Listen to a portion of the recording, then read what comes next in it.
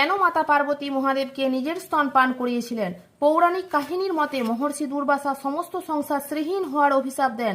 তখন ভগবান বিষ্ণু এই সমস্যার সমাধানের জন্য সমস্ত দেবতাদেরকে সমুদ্র মন্থনের পরামর্শ দেন।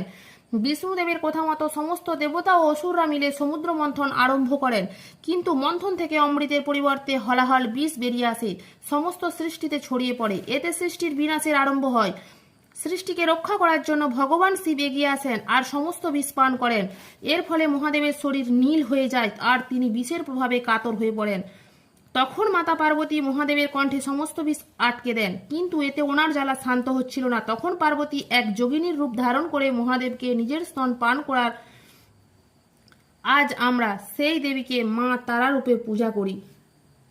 আপনারা যদি মায়ের ভক্ত হয়ে থাকেন তাহলে কমেন্টে জয় মা তারা লিখবেন। ভিডিওটি ভালো লাগলে অবশ্যই সাবস্ক্রাইব করে পাশে থাকবেন।